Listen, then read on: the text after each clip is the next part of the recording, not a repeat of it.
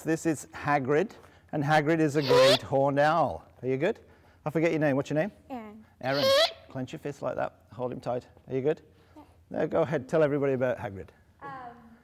He's an owl? He is. He's a great horned owl. Now, Hagrid here is, how old is Hagrid? He's 6 years old. And when we train birds of prey, we're kind of talking here about the psychology of training animals. One of the first things I would like to stress is the training and the psychology of all animals starts right here. It starts with us, with humans. One of the things that I know that Nathan does, and Mary here, and I do, we have an enormous amount of passion. We have donated our lives to these guys.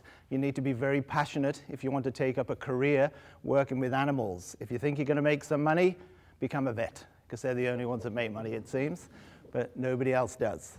Okay, turn this way, Hagrid. People want to see you. Are you okay? Yeah. You're not going to get frightened? Just relax. Don't stop breathing wherever you do. You're just a perch right now.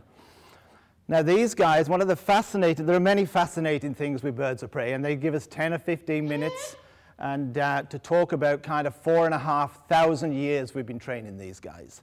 These falcons here in particular have been trained for centuries across the world. Most of you have seen them in your history books. Originally, when we first started training birds of prey, it was for hunting and for food. These guys could often keep a whole family alive. You can take your hood off if you like. These would keep a family alive. And for a long, long time before the invention of guns, certainly around Europe, falconry was one of the most popular pastimes in the world. It's thought to have started somewhere in Mongolia. Nobody's quite sure. And actually, they're even still discovering things about falconry now. And there is a belief now that maybe we were flying falcons as long ago as 10,000 years in China. We're still discovering these things. A lot of the methods that we use in training birds of prey hasn't changed in all that time.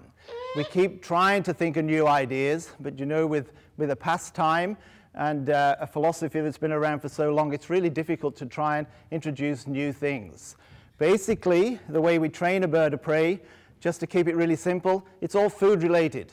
These guys, we fly them every single day. If you guys want to come and see these guys, you can see them flying every day at the Greater Vancouver Zoo. We do 3 presentations every day.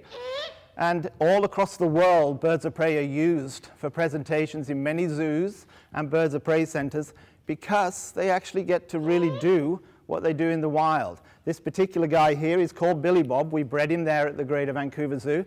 On a good day, he'll disappear way up to 1,000 feet, maybe 2,000 feet up in the sky, and he puts this spectacular dive in. One of the fascinating things with falcons is they are the fastest living thing on the planet. Most people think the cheetah is. Cheetahs run at about 80 miles an hour. This guy here, he's not the fastest falcon. He can fly at about 200 miles an hour. The fastest living thing on the planet is a peregrine falcon.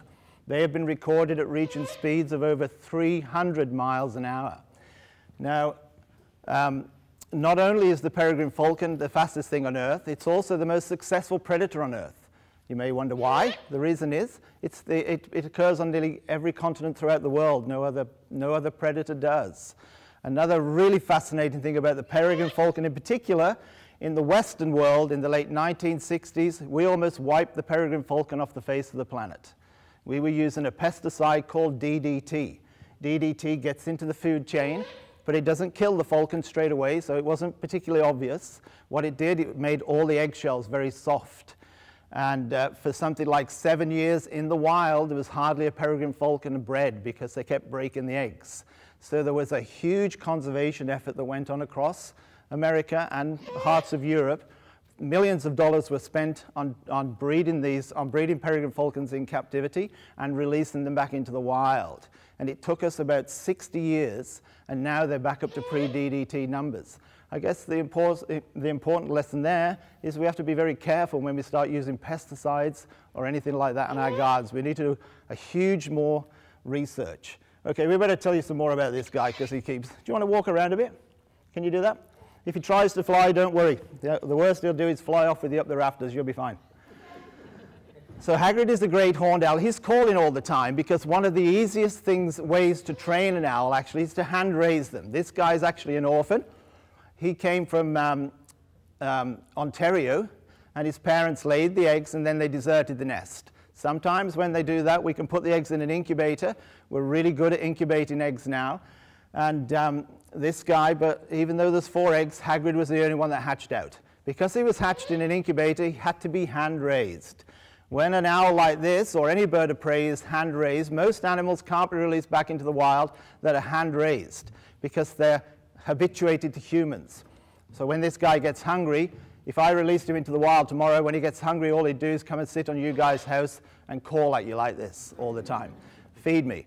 These guys, these birds of prey are pretty interesting because they're pretty simple birds. That's why I get on with them so well, I think. We're on the same wavelength here. But these guys, he doesn't think about yesterday. They don't think about tomorrow. They think about right now. And their training is all food related. But most training of most animals is food related. But don't think that we starve anything into submission. These guys are athletes and they have to be extremely fit to be able to do the flying that they do.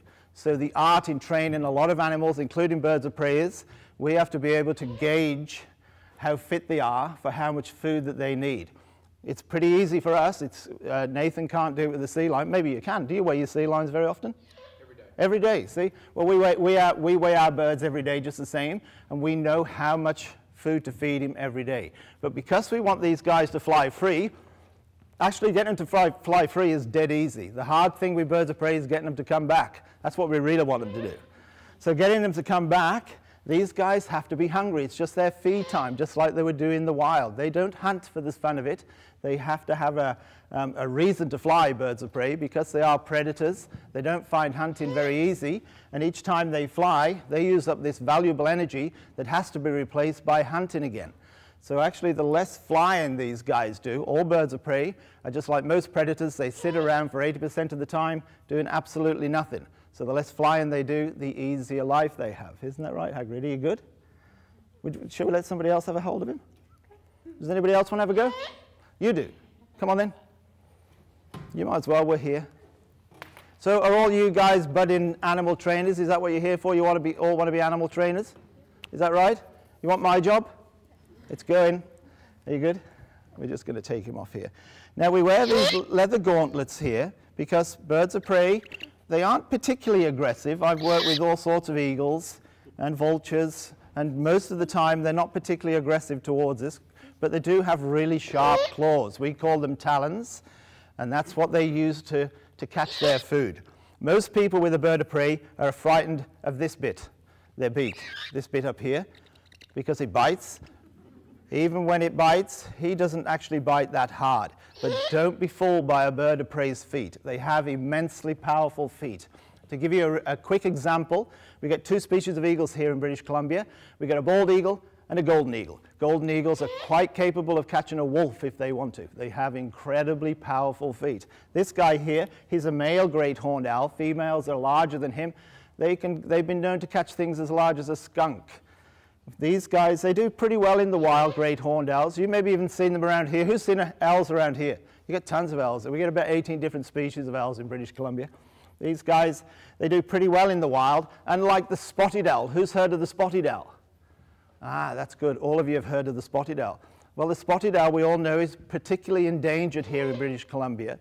And what's really fascinating about spotted owls or anything else that's in danger, do you know what? It's not just that we can breed them in captivity. We can breed most birds of prey in captivity. What we can't do is replant an old-growth forest in 20 years, and that's what they need to live in. So if there's no old-growth forest, there's going to be no spotted owls. So we have to be very careful what we do with the old-growth forest here, too. It's particularly interesting for me because I come from England. Our old-growth forest is about 10 years old because we chopped it down centuries ago. We don't have any old-growth forest, but you guys do. And you need to realize that it's a privilege to have that. We need to keep those trees. Okay, are we good? Are you all right? Why does Hagrid keep looking at your ear? Do you think he's going to hurt you? Lift him up, lift him up. Just so. You also notice that this guy's, one of the common questions I get asked about him, all the birds, is they have these leather straps on their legs. We call those jesses. Jesses work in exactly the same way as a collar and leash works on a dog. We just have control of these guys till it's their turn to fly. And often you'll come to the zoo or lots of other places with birds of prey and you'll see them tied down. The main reason we keep them tied to perches sometimes is that these guys wouldn't think twice about eating each other. They don't love us. They don't love each other. They don't say, hey, he's not saying, hey, Billy Bob, how you doing? Unless he's going to say, hey, how you doing? Come over here, I want to eat you. Would you? I don't think Hagrid would eat him anyway. Would you eat him, Hagrid? We went into his... Hagrid's always got a lot to say for himself. He calls like that all the time because he thinks I'm his mom. Owls actually do this in the wild too. Great horned owls, they do that to mom and dad in the wild. But what happens in the wild is mom and dad, after about 9 months, they chase the babies away. They have to go and fend for themselves. And then they stop this calling. He does hoot from time to time. He's a real owl. Are you going to hoot? Woohoo! I guess not. He does hoot from time to time, but in the wild they stop this calling then and they just start hooting. But because we never chase Hagrid away, we don't want to chase him away, he just keeps calling all the time like this. Okay, well thanks very much, and I hope you've enjoyed Hagrid and I hope you enjoyed Billy Bob. Thank you all very much for your patience. Thank you for listening.